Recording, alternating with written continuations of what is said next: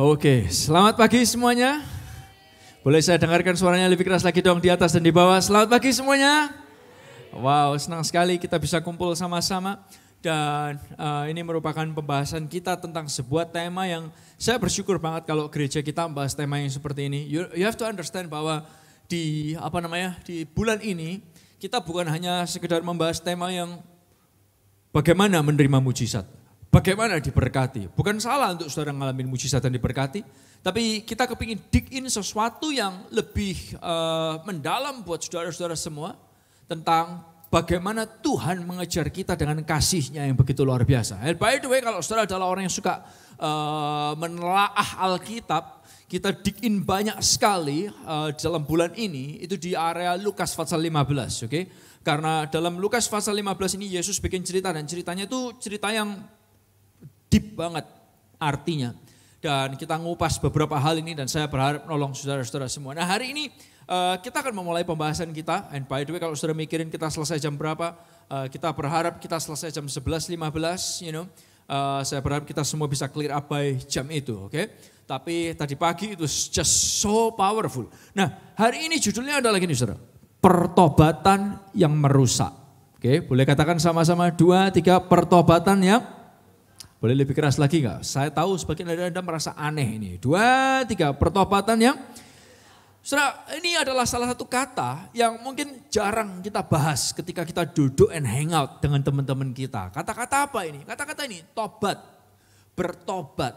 Ini sesuatu kata yang, mungkin diucapin aja males. Dibicarain aja rasanya bisa enggak nyaman. Tapi tahukah saudara bahwa kata-kata pertobatan ini adalah kata-kata yang cukup menarik. Seringkali orang mungkin berpikir bisa buat Anda yang Kristen, Anda pikir bahwa bertobat itu sesuatu yang baik.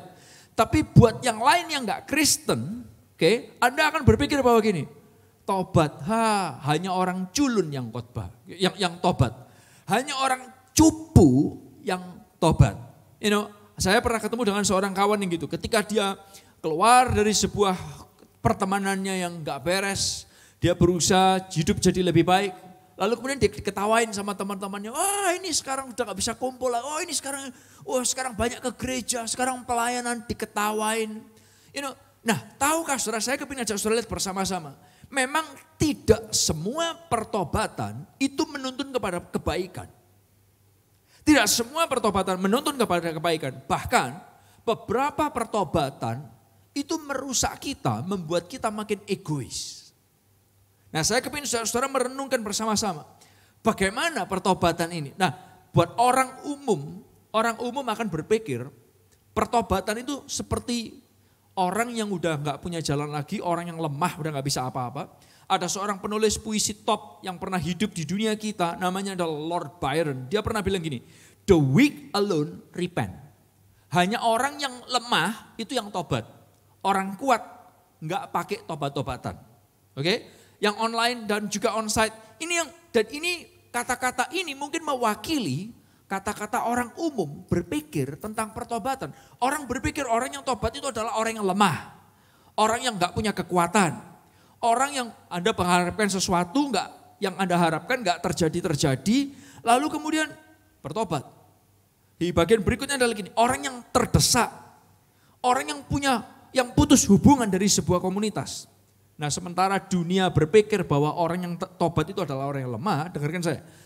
Sementara itu ada orang yang namanya Martin Luther, orang itu punya impact yang sangat bagus sekali untuk iman kita. Dia punya banyak tulisan dan dia menuliskan bahwa gini, ternyata saya skip sedikit supaya saya bisa punya waktu buat saudara. Repentance is the sign of strength. Pertobatan itu adalah tanda kekuatan. Wow, kalau yang tadi ngomong orang yang tobat itu yang lemah, yang gak bisa apa-apa, orang yang cupu, orang yang culun. Tapi Martin Luther ngomong, repentance is the sign of strength. How full of joy, love, strong spiritually in order to admit your mistake. Istilahnya gini, kalau saudara jadi orang yang berani mengakui kesalahan, biasanya itu adalah orang yang kuat. Orang yang berani mengakui, oke, gua salah deh. Dia itu adalah orang yang kuat. Nah tapi it's okay, saya ingin ajak saudara lihat bersama-sama. Ya mungkin ada tobat yang malu, powerless, yang gak bisa apa-apa, atau yang membebaskan. Tapi pertanyaannya gini, Alkitab bicara apa sih soal pertobatan? Dalam 2 Korintus pasal 7 ayat 10, kita baca ayat ini sama-sama ya. 2 Korintus pasal yang ke-7 ayat yang ke-10. Yang di onsite boleh kita baca sama-sama, yang di online kalau Anda bisa keluarin suara baik. Tapi kalau Anda lagi di tengah-tengah restoran nonton online service kita, tahu-tahu baca ayat sendiri, orang di sekitar saudara pikir Anda gila, mending gak usah dilakuin, oke? Ya, oke. Yang di onsite kita boleh baca sama-sama, kalau Anda yang online di kamar atau dimanapun bisa baca, will be nice banget. Oke, mari 2, 3. Sebab duka cita menurut kehendak Allah menghasilkan pertobatan yang membawa keselamatan dan yang tidak akan disesalkan. Tetapi duka cita yang dari dunia ini menghasilkan apa saudara? Kematian. Nah saya ingin ajak saudara lihat bersama-sama. Ada pertobatan yang membawa keselamatan dan Anda gak nyesel. Tapi juga ada yang ini saudara, yang membawa kematian. Dalam bahasa Inggrisnya, godly sorrow bring repentance that leads to salvation and no regrets. But worldly sorrow brings death. Nah pertanyaannya adalah gini, ada pertobatan yang menyelamatkan kita, nolong kita. Berarti juga ada pertobatan yang membuat kita hancur. Pertobatan yang seperti apa? Nah saya ingin ajak saudara lihat bersama-sama. Apa yang Alkitab ceritakan soal pertobatan? Nah seperti tadi saya ceritakan, selama beberapa minggu ini kita ngulik banyak di Lukas pasal 15. Dan di Lukas pasal 15 ini ada sebuah cerita yang menarik sekali. Saya ceritain sedikit settingnya buat saudara. Ada satu keluarga, papanya ini punya banyak pegawai, anaknya 2. Satu yang sulung, yang satu yang bungsu. Nah di cerita ini diceritakan yang bungsu bilang sama papanya, "Pak, aku mau minta harta warisanku dong." Aku pikir mungkin anaknya gini saudara, anaknya ini lulus SMA, nggak boleh sekolah luar negeri apa sekolah luar kota, jadi dia pikir dia nggak bisa bebas. Jadi lebih baik gue minta warisannya sekarang, gue mau pergi mau foya-foya. Nah dia minta sebelum papanya mati, dia minta duitnya. Dia pergi lalu kemudian keluar dari rumah, dia bawa warisannya dia, dan dia pakai, dia spending. Party dari hari ke hari. Wah, pokoknya having fun terus saudara. Nah pendek cerita, suatu ketika karena dia just spending, gak pernah mikirin getting, ini yang terjadi. Dia broke, dia miskin. Dia sampai harus kerja di kandang babi sekalipun, dia mau makan makanan babi sekalipun, gak boleh, dia gak bisa makan. Nah cerita pertobatannya anak ini menarik sekali. Nah kenapa seseorang yang habis mikir having fun, party every day, kenapa tiba-tiba anak ini tahu-tahu bisa berubah, dia mau balik ke rumah papanya, why? Saya tahu di momen ini saudara langsung berpikir gini, wah kalau si dia itu ya bisa bertobat gitu kan keren. Kalau si dia itu bisa bertobat gitu kan keren. Lebih baik saudara kontak dia untuk langsung lihat khotbah hari ini, oke? Jangan lupa ya, jangan lupa. Nah tapi sekarang saya ingin saudara lihat, apa yang terjadi dalam kehidupan seseorang sehingga orang ini bisa bertobat? Apa yang terjadi? Nah saya ingin ajak saudara lihat bersama-sama. Sebelum saya masuk ke poin yang pertama, saya ingin ajak kita lihat Lukas 15 ayat yang ke-17. Lukas 15 ayat yang ke-17, setelah anak ini having fun, dia gak bisa makan, lalu kemudian muncullah kata-kata ini yang menurut saya keren banget. Baca sama-sama dengan saya dengan suara yang keras yuk. 2, 3, lalu ia menyadari keadaannya, katanya, betapa banyaknya orang upahan Bapakku yang berlimpah-limpah makanannya. Tetapi aku di sini mati kelaparan. Saudara, ayat ini mengandung makna yang sangat penting sekali, saudara perhatikan ini. Dimulai dari ini, lalu ia menyadari keadaannya. Boleh katakan sama-sama lalu ia ngapain saudara? Saudara tahu nggak saudara, bahwa yang pertama adalah gini. Perasaan kesadaran dalam kita ternyata berperan penting. Perasaan kesadaran di dalam saudara dan saya itu punya peran yang sangat penting sekali. Dan ini adalah titik awal bagaimana seseorang bertobat. Nah Bapak Ibu Saudara, anak ini diceritakan. Dari semua cerita dia having fun, tahu-tahu cerita ini muncul, kata-kata ini saudara. Perasaan, lalu ia menyadari keadaannya. Perasaan kesadaran. Dan saudara, saya ingin ajak saudara lihat bersama-sama. Kita ini hidup di zaman gadget. Di mana saudara mau apa, saudara bisa dapatkan. Saudara mau ngapain, saudara bisa dapatkan. Tapi tahukah saudara, bertobat itu enggak seperti gadget. Sebagian orang bisa berpikir seperti ini, perhatikan saya. Oh, kalau aku gampang. Aku mau tobat sekarang, aku bisa tobat sekarang. Aku mau murtad sekarang, aku bisa murtad sekarang. Hei, dengerin saya, gak segampang itu. Perasaan kesadaran ini, ini bukan sesuatu yang Anda atur. Tapi perasaan kesadaran ini justru yang datang kepada Anda. Saya ulang sekali lagi, perasaan kesadaran ini bukan sesuatu yang Anda manage. Anda kontrol. No. Justru perasaan kesadaran ini yang datang kepada saudara. Ini bukan, perasaan kesadaran ini bukan sesuatu yang Anda perintahkan. Anda atur, sadar. No, gak segampang itu kan kenyataannya. Ya Pak ya. Coba, Anda lihat orang di sekitar saudara. Yang mungkin lagi punya kelemahan, yang lagi punya dosa. Anda sendiri yang punya kelemahan. Meskipun kita Kristen tidak ada satupun di antara kita yang sempurna. Yang setuju katakan yes? Oke, kita semua punya kelemahan, termasuk saya sekalipun pendeta. Paulus saja punya kelemahan, yang dia bisa berusaha menyingkirkan kelemahannya, gak bisa. Nangkep saudara ya? Berarti ya dengan kata lain gini, pertobatan itu gak segampang saudara main gadget. Nyalain, matiin, tobat, murtad, gak segampang itu. Perasaan kesadaran ini pun, ini bukan sesuatu yang Anda perintahkan, tapi ini yang justru datang kepada Anda dan Anda harus meresponinya. So that's why di cerita ini Lukas 15 ini, ayat 17 ini adalah titik mula awal cerita anak ini bertobat. Lalu ia menyadari keadaannya. Loh bro, lu selama ini di mana nggak sadar? Dia udah broke, miskin, tapi dia nggak sadar. Sampai beberapa waktu lalu kemudian ini muncul. Lalu ia menyadari keadaannya. Nah, hal yang kedua dan yang ketiga adalah hal yang sama-sama pentingnya. Oke, yang saya ingin ajak saudara lihat bersama-sama. Saya tunjukkan poin kedua dan ketiga, lalu kemudian saya akan ngupas banyak setelah itu. Yang kedua adalah setelah orang punya perasaan kesadaran, lalu kemudian yang kedua itu adalah yang dibutuhkan adalah ini saudara, respons. Boleh katakan sama-sama yang dibutuhkan adalah apa saudara? Respon.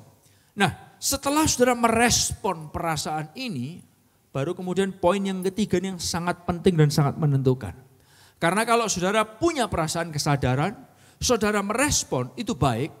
Tapi kalau saudara tidak melakukan yang benar, ini adalah yang ketiga, maka saudara akan terus melakukan hal yang salah. Kenapa Esra? Saya akan mengajak saudara lihat bersama-sama. Kembali ke cerita anak yang terhilang ini, dia merespon. Dia melakukan apa yang benar dan dua hal ini sangat berkaitan sekali. Ayat 17 tadi saudara sudah baca, setelah dia sadar, dia ngomong, wih pegawai papaku itu kalau makan berlimpah-limpah.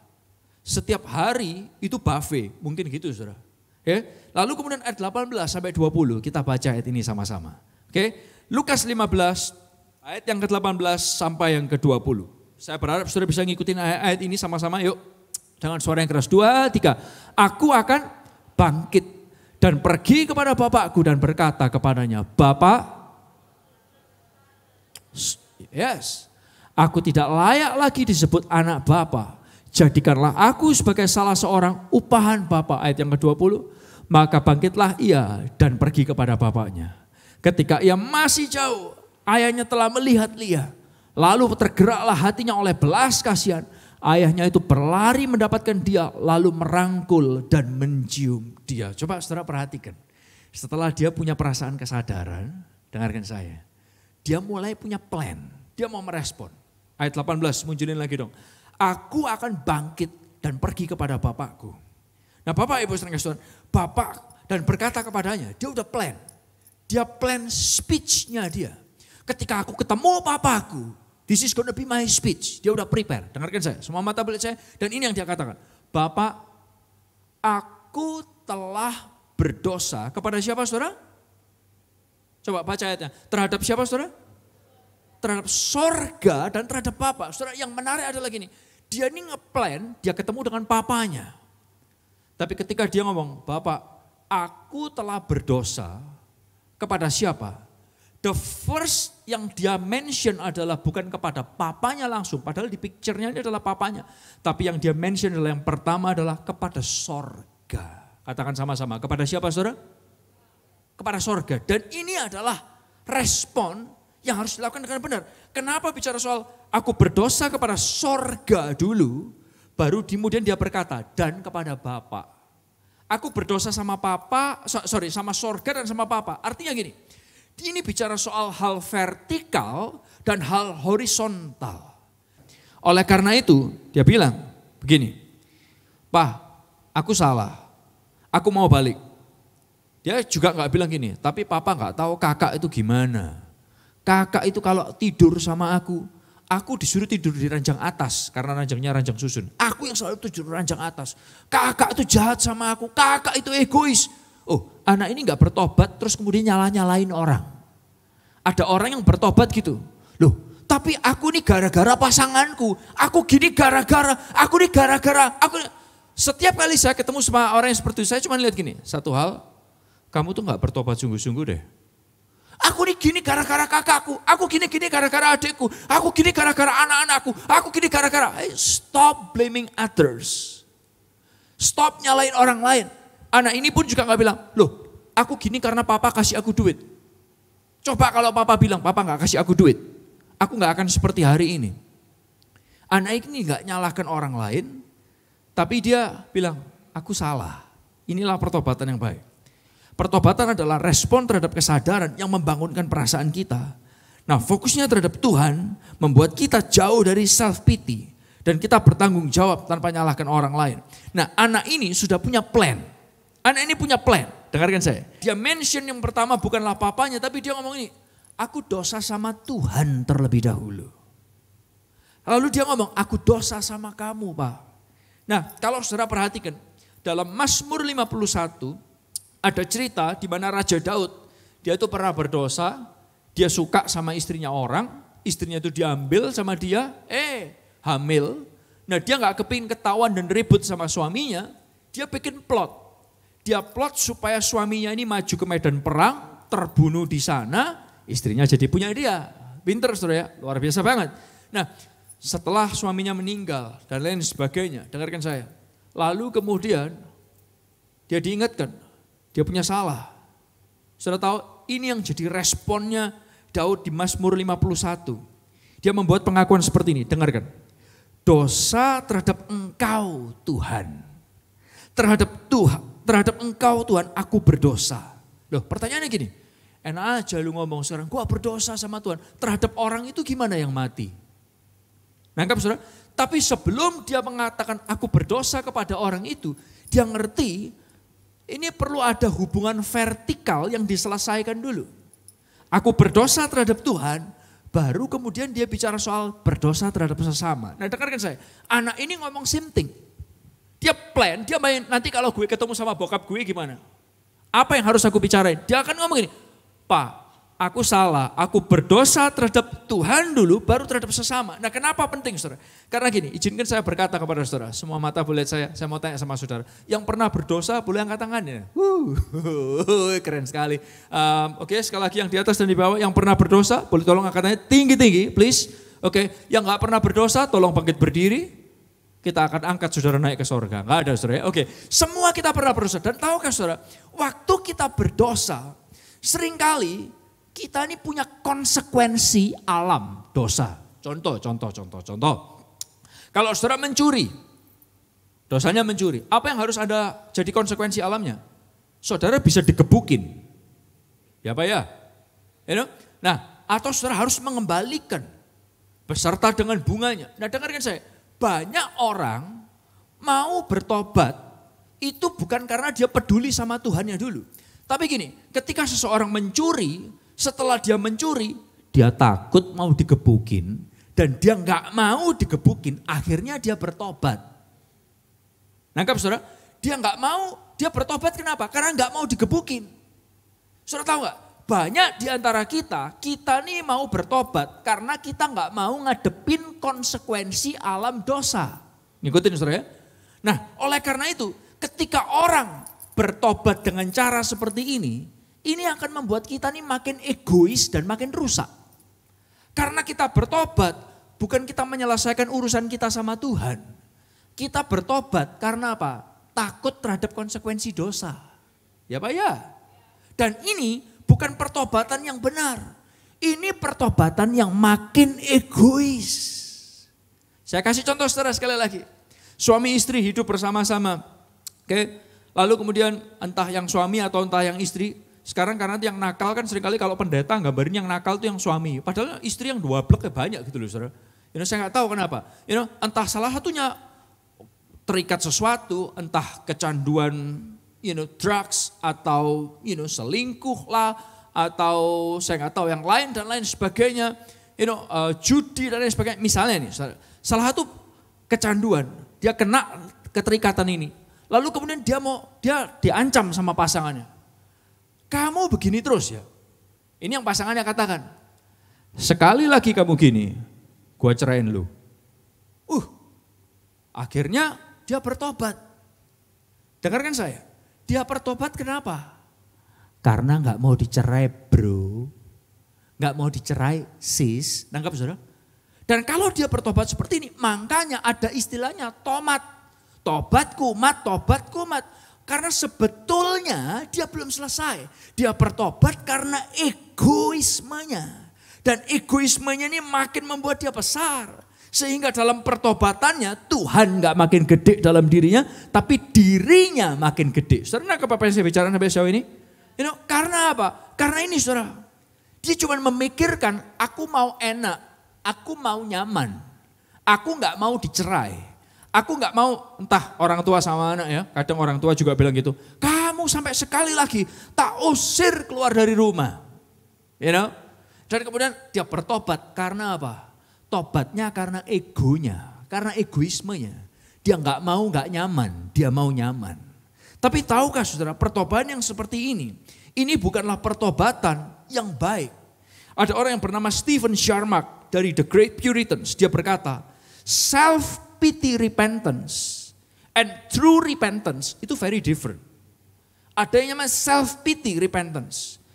Pertobatan yang karena seenak dirinya. Atau rasa bersalah berlebihan. Tapi ada juga ini, true repentance. Nah Bapak Ibu Saudara sekalian, tapi kalau aku enggak kok Esra. Kalau aku tobat enggak ada hubungannya sama orang lain. Aku kalau tobat itu karena gini. Ini saudara, ada orang yang juga bilang, kalau aku bertobat supaya aku diberkati. Kalau aku enggak bertobat, aku enggak makin diberkati. Bener kan? Enggak salah kan aku? Tunggu dulu. Saudara mau bertobat supaya Anda makin diberkati. Loh, sama aja. Yang makin nyaman siapa? Saudara kan? Akhirnya kita ini jadi orang yang makin egois. Karena gini saudara, ada sebuah pernyataan gini. Sebuah kesadaran terhadap dosa karena hukum bangkit dari kesadaran terhadap keadilan Tuhan. Tetapi kesadaran terhadap dosa karena Injil bangkit dari perasaan dan kesadaran terhadap kebaikan Tuhan. Ini istilahnya gini, kok bingung ya saudara? Saya jelasin, simple. Aku ini dosa kayak gini. Kalau aku enggak tobat, nanti aku enggak diberkati, aku dikutuk. Saudara takut sama hukumannya Tuhan. Nangkep ya? Nanti Tuhan marah. Nanti Tuhan, saudara, kita bertobat karena kita ketakutan. Bukan karena kita merasa dicintai. It's different. Contoh. Aku kalau gak tobat, kemarin ada orang kecelakaan. Kecelakaannya parah. Kalau aku gak tobat nanti aku kayak dia. Aku seperti dia. Why? Tobatnya karena ketakutan. Lagi nih, kamu ya nanti kalau Tuhan marah, bumi terbelah. Kamu ditelan sama bumi, leher ke bawah. Kepalamu tinggal di bumi. Mata masih bisa lihat. Serem kamu. Kamu tahu kemarin Surabaya sudah gempa. Tuhan sudah mulai marah. Tuhan mulai batu. Dan kemudian Surabaya gempa. Tuhan gak kepingin kita seperti itu sama dia. Dan Bapak Ibu Saudara, tapi Tuhan ini pertobatan yang makin membuat kita egois. Nangkap saudara ya? Karena kita takut, gak nyaman, takut, gak enak. Dan izinkan saya berkata, semua mata beliau saya, ini yang banyak bikin orang Kristen jadi makin egois dan self-centered. Why? Karena dia mau nyaman buat dirinya. Jadi tobat, kalau Anda punya kesadaran, respon dan ngelakuin yang gak benar, itu akan makin merusak saudara. Tapi kalau saudara bertobat dengan pemikiran seperti ini, Tuhan, Aku ini dikasih Tuhan dengan kasih yang berlimpah-limpah. Yang aku lakukan ini nyakiti hati Tuhan. Nangkap saudara? Itu akan membuat Tuhan itu makin full dalam diri saudara. Bukan makin kita cari makin nyaman, tapi Tuhan makin dibesarkan dalam hidup kita. Bapak Ibu saudara, saya ingin berkata kepada saudara, hei Ezra, gimana dong? Selama ini aku tobat karena aku tidak mau dikutuk. It's okay. Hari ini saudara bisa melakukan yang benar dengan merespon yang benar. Yang setuju katakan yes? Yang setuju katakan yes? Bapak Ibu saudara, dan ini orang ini dengarkan saya, dia udah rencanain anak ini. Nanti gua kalau ketemu papa, apa yang akan katakan? Pak, aku berdosa terhadap sorga dan aku berdosa terhadap papa. Lalu kemudian dia juga plan. Dengarin ini yang dia katakan lebih lanjut. Gini, di rumahnya papa itu ada begitu banyak orang upahan. Saudara baca ayat itu tadi kan, betul gak? Katakan sama-sama orang upahan, 2, 3. Siapa orang upahan? Di zaman itu, dalam sebuah keluarga ada 2 tipe pegawai. Yang pertama adalah pelayan dan yang kedua adalah upahan.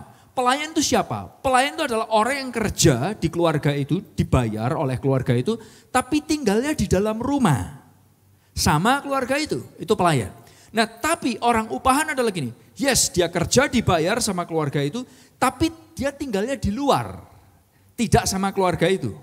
Dia punya working hour, 9 to 5, 8 to 4 type of thing. 8 sampai 4, 9 sampai 5. Nangkap saudara ya? Oke, atau dia panggilan per jaman seperti itu, type of thing. Ya, bisa ikut ya. Ada pelayan, ada orang upahan. Pelayan tinggal di rumah, orang upahan tinggal di luar. Dengarkan, anak ini berkata, "Pak, aku dosa sama sorga sama papa." You know, ini yang dia katakan. Aku nggak layak disebut anaknya papa. Oke, ini yang dia katakan, dia udah siapin. Jadikan aku orang upahanmu. Istilahnya gini, gue kerja sama lu nggak apa-apa. Duit yang gue habisin, gue balikin. Gue kerja.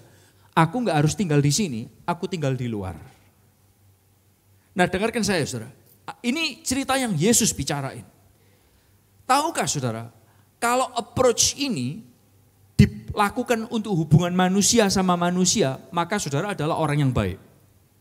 Ya, kalau Anda utang sama orang, Anda harus bayar utang itu beserta dengan bunganya. Kalau dia kasih kemurahan, bunganya mungkin nggak perlu dibayar. Anak-anak apa yang saya bicara?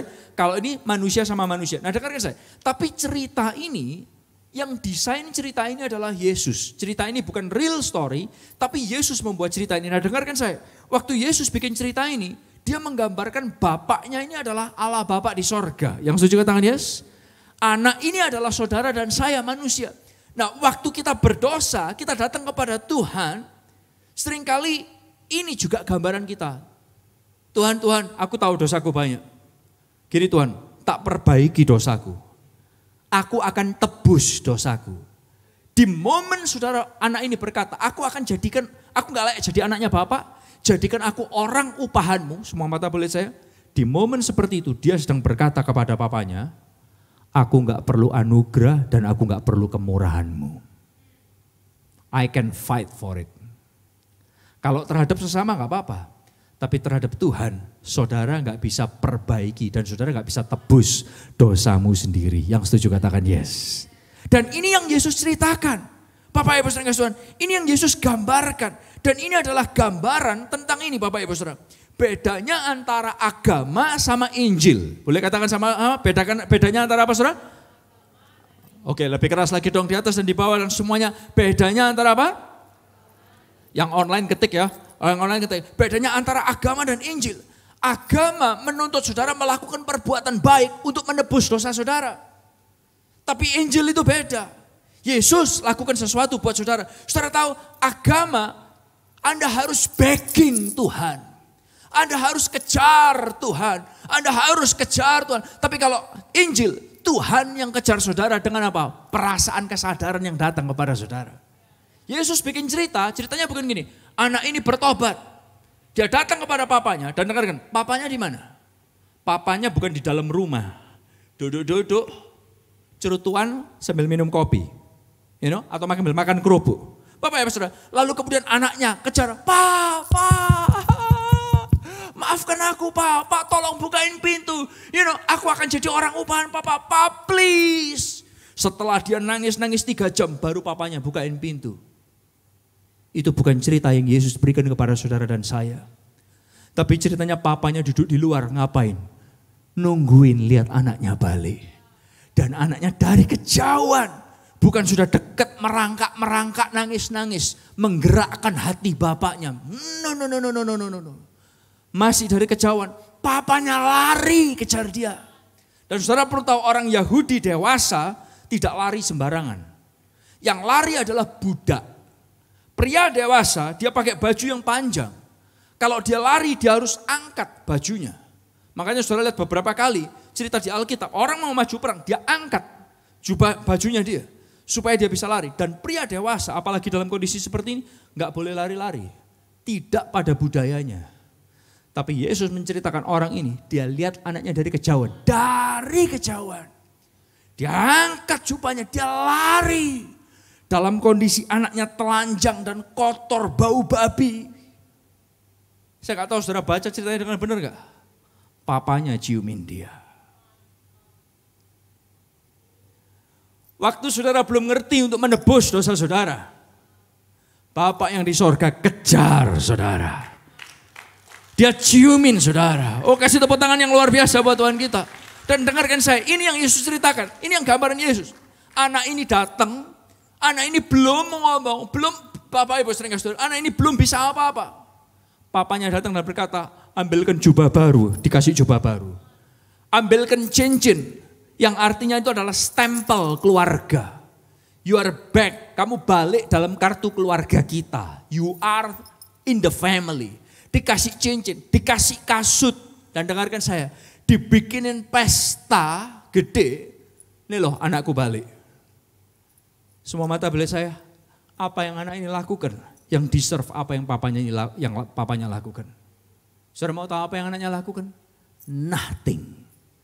Dan ini yang juga Tuhan lakukan. Yesus kasih gambaran ini, Yesus kasih cerita ini buat saudara dan saya. Karena gini, waktu dia ngomong ini, dia sedang ngasih gambaran kepada Anda dan saya. Kamu tahu gak? Waktu kamu telanjang, Bapak yang di sorga pestain kamu, kasih kamu jubah, kasih kamu cincin, kasih kamu kasut, kamu dibikinin pesta. Lalu siapa yang bayar harga dosa saudara? Dia kasih cerita sama saudara. Ada satu orang yang ditelanjangin. Waktu dia ditelanjangin, dia teriak-teriak, tolong, tolong. Tapi enggak ada yang kasih dia baju. Waktu dia berkata, aku haus, dia enggak dibikinin pesta, tapi dia diminumin cuka. Dia adalah Yesus, dia bayar harga buat saudara dan saya. Dia teriak, Eli, Eli, lama sabachthani. Bapak, kenapa engkau ninggalin aku? Dia telanjang, enggak ada yang kasih jubah. Saudara, Anda telanjang, Anda malu. Yesus kasih jubah baru buat saudara. Kasih cincin baru. Kasih kasut baru. Dia bikin party buat saudara karena saudara balik kepada dia. Bapak Ibu saudara, ini bedanya antara agama dan Injil. Agama suruh saudara berjuang sendiri. Saudara makin kerasa powerless. Saudara makin terasa terhukum. Tapi Yesus bikin cerita ini karena dia sangat menentang cara berpikir konsep agama ini. Dia menolak, istilahnya gini. Seperti kita nih, seperti anak hilang ini dari, Pak, aku dosa sama sorga sama Papa. Gini, Pak, aku balik ke sini ya. Aku gak usah masuk sebagai pelayan, aku jadi orang upahan aja. Gue kerja, gue bayar everything yang gue udah rugiin keluarga Papa. Tapi papanya bilang, aku gak ngurus. Jubah baru buat kamu, cincin baru buat kamu, kasut baru buat kamu. Kita party hari ini. Bapak Ibu saudara Tuhan, tahukah saudara itu yang Tuhan lakukan? Dia menolak untuk kita bayar harga kepada dia. Sekali lagi kalau ini sama Tuhan. Kalau sama manusia itu urusan beda. Tapi Tuhan ini, oleh karena itu gini Bapak Ibu saudara. Kita ini bukan kita yang membangunkan kasih Tuhan. Jangan salah. Bukan kita yang membangunkan kasih Tuhan. Justru Tuhan yang ngejar kita dan membangunkan kita lewat apa? Perasaan kesadaran. Jadi hari ini kalau saudara masih punya, ketika Anda berdosa dan Tuhan masih ngingetin saudara, dosa apapun yang kelihatannya gede, yang kelihatannya kecil, semua dosa sama di hadapan Tuhan. Yang setuju katakan yes? Dan ketika Tuhan masih ngingetin saudara, saudara masih punya perasaan, hey, itu momennya Tuhan kejar saudara, lagi dan lagi dan lagi. Bapak Ibu saudara kasih Tuhan, oleh karena itu saya kepingin saudara lihat, anak ini udah prepare ngomong apa sama papanya supaya diterima jadi anggota keluarga balik. Tapi belum papanya sambut dia. Karena ketika saudara prepare itu semua, Anda siapkan, Tuhan nanti aku tebus kesalahanku dengan gini-gini. Dengarkan saya, Anda sedang menolak kemurahan dan anugerah Tuhan. Bapak Ibu yang kasih Tuhan. Nah, saya kepingin ngajak saudara lihat bersama-sama. Oke Ezra, menarik sekali. Kalau kita tahu bahwa ini adalah hal yang penting, ternyata perasaan kesadaran ini penting saudara ya. Pertanyaannya adalah gini, apa yang harus kita lakukan? Oke, saya kepingin ngajak saudara lihat, yang pertama adalah gini.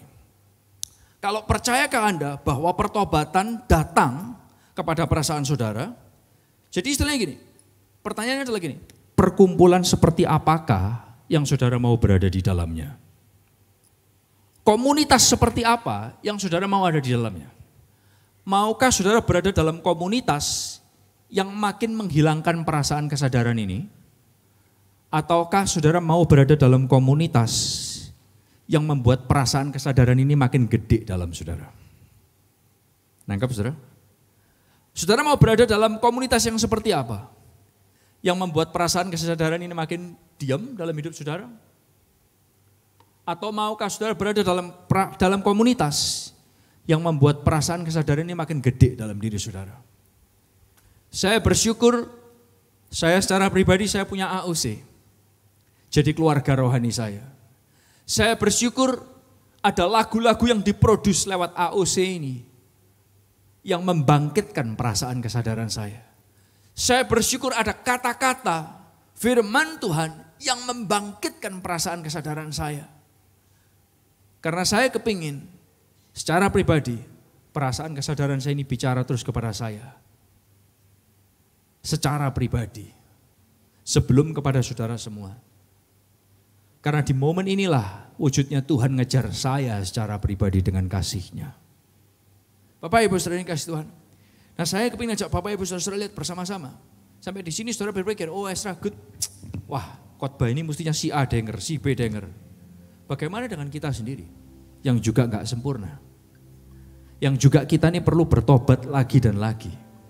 Kalau pertobatan itu melemahkan dan mematahkan saudara, jangan bertobat. Tapi kalau saudara percaya apa yang firman Tuhan katakan, pertobatan itu membangkitkan saudara, menguatkan saudara. Bukankah berarti kita ini perlu bertobat sering-sering? Kalau masih ada perasaan kesadaran dari dosa saudara, kalau boleh saya minta tolong, jangan diemin. Karena itu adalah momennya Tuhan masih mau ketok hati saudara lagi. Dan di momen saudara bisa sadar, saudara respon, lakukan yang benar. Ketika perasaan untuk bertobat datang kepada Anda, responi. Ini yang kedua, lakukan yang benar. Ini adalah momennya Tuhan kejar kita lagi dan lagi.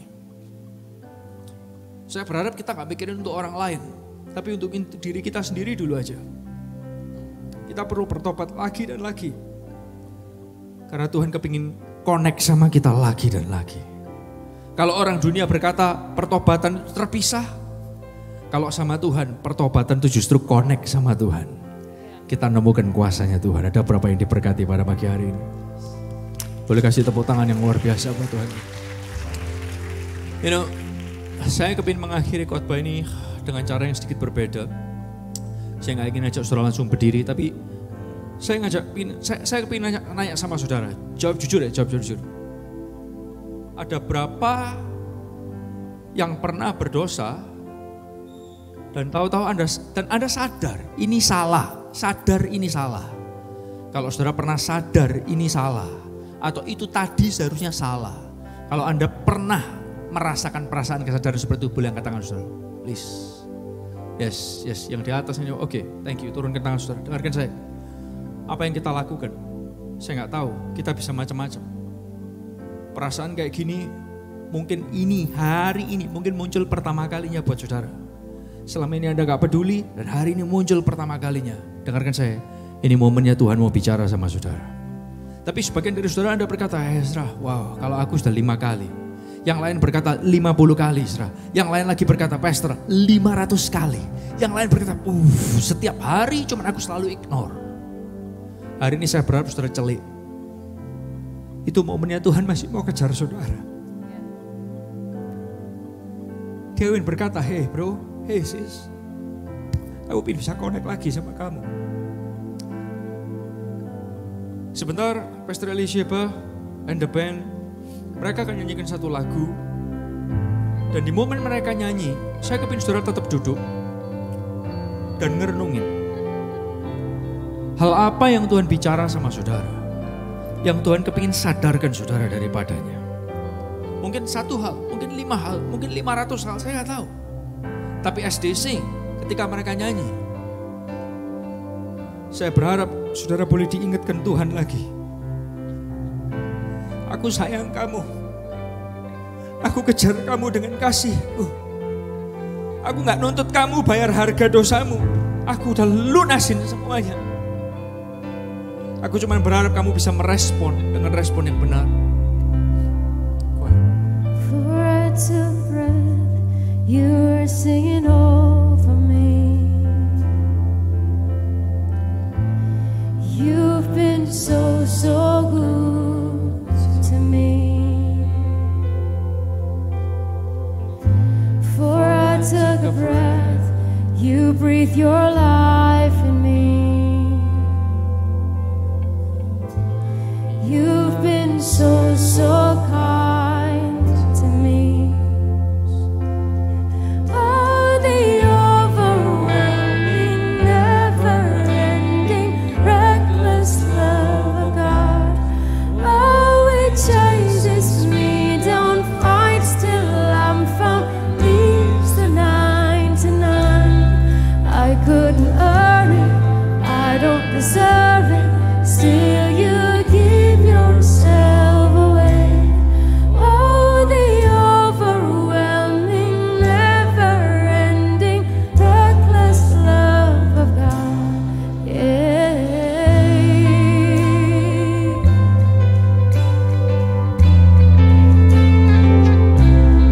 Oh.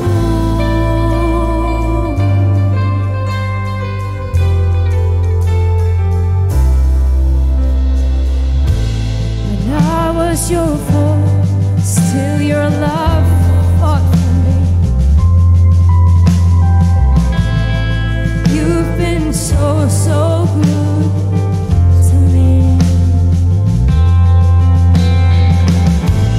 When I felt no worth, you paid it all for me. You've been so kind to me. Oh, the overwhelming, never-ending, reckless love of God. Oh, it chases me down, fights till love found, leaves the 99. I couldn't earn it, I don't deserve it, still you give yourself away. Oh, the overwhelming, never-ending, reckless love of God.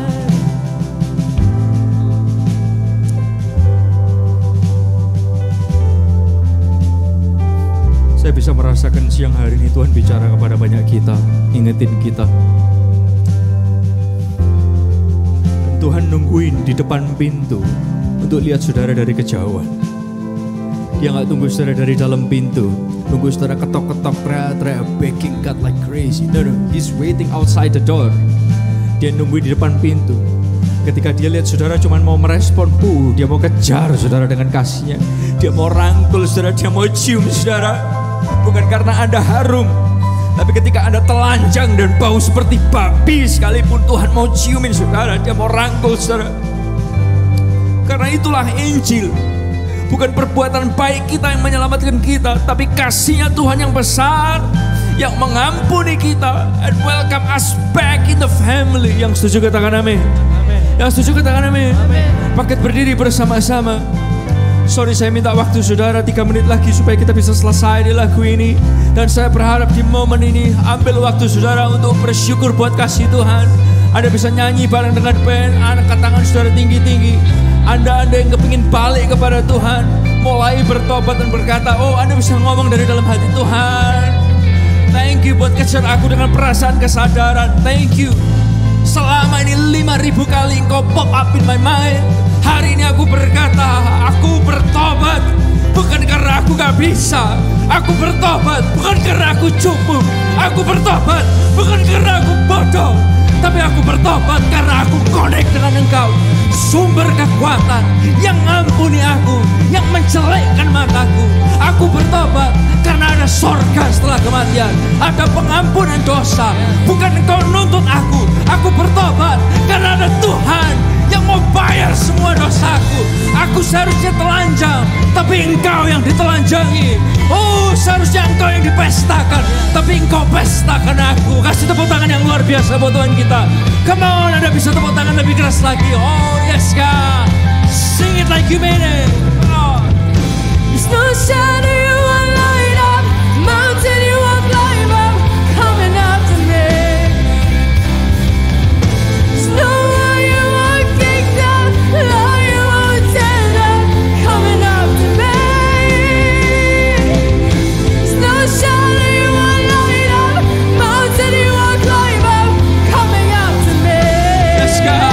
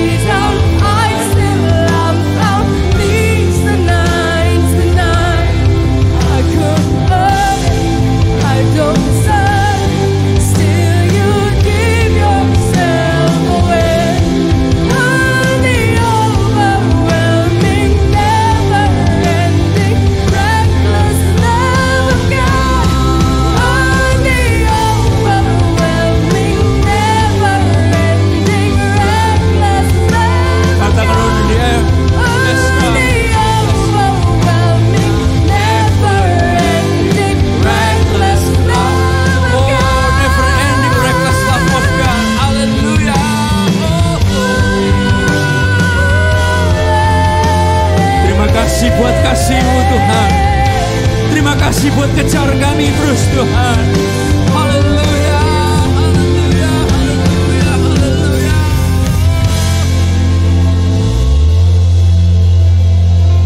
Thank you for your love. Kami sadar selama ini Kau terus kejar kami dengan kasih-Mu. Ketika kami mungkin mencoba slip away, ketika kami mencoba lari, Tuhan gak pernah stop ngejar kami. Thank you. Thank you. Ingatkan kami semua, kemanapun kami pergi, kami tidak bisa sembunyi dari kuasa Tuhan. Engkau matamu ada di mana-mana, bukan untuk menghakimi kami, tapi untuk menemukan kami lagi. Dan tanganmu selalu terbuka buat setiap kami. Thank you.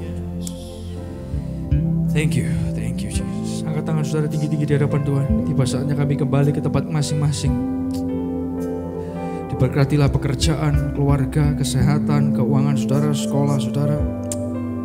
Jelikan mata kami bahwa every day kami itu dicintai Tuhan dengan cinta yang tidak ada habis-habisnya.